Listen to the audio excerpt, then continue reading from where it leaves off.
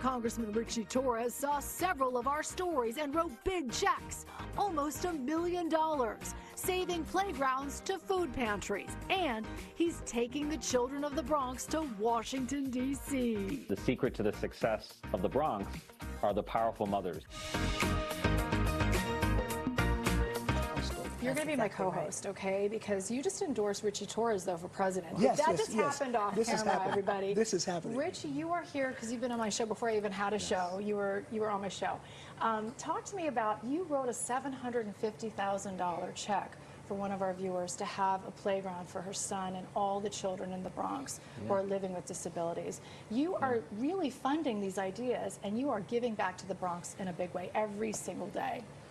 Look, I draw inspiration from you because you've been a happy warrior for everyday people on the ground. I mean, you're giving voice to those who otherwise would be unheard. You're telling stories that would otherwise be untold. So I draw inspiration from you. But for me, there's nothing more important than investing in our young people. A wise person once said, if you don't have a seat at the table, then you're probably on the menu. And young people That's why he's the next president.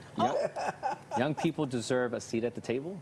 And so one of my highest priorities has been to invest in youth employment, youth opportunity. You know, we invested more than $1 million to establish a STEM youth employment center at the World Wildlife Conservation Society. Wow. I have partnered with Senator Schumer to secure $4.5 million for the Barred Prison Initiative, which actually trains those who are incarcerated in debate. And those who have been incarcerated have out-debated students from Yale, Harvard, Princeton. So when we give our young people opportunities, there's no limit to what they can accomplish. That's right. And look at you bringing so many students to the White House, to the Capitol. We have a lot of good video of that visit that you did. But if you see it, you can be it, right, Ritchie? Look, I'm living proof. 15 years ago, I was a broken man. I had dropped out of college because I found myself struggling with depression, abusing substances.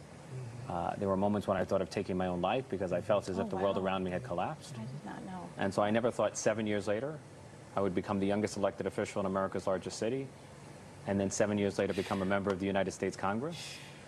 Like, only in America is a story like mine possible. That's right. And so the lesson learned from my life is never lose hope. Yeah. And you keep that. I almost want to shout.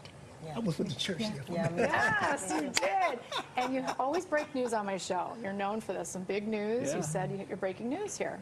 Yes, look, I'm concerned that young people are going to have fewer opportunities than their parents and grandparents. You know, the American dream is increasingly out of reach. For me, the essence of the American dream historically has been home ownership.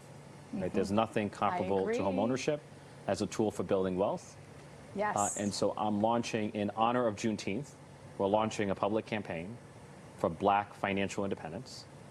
And so I just want to explain, it's about credit scoring. So I have constituents who have been paying their rent on time and in full for decades. Yes. Yeah. But none of that is factored into their credit score.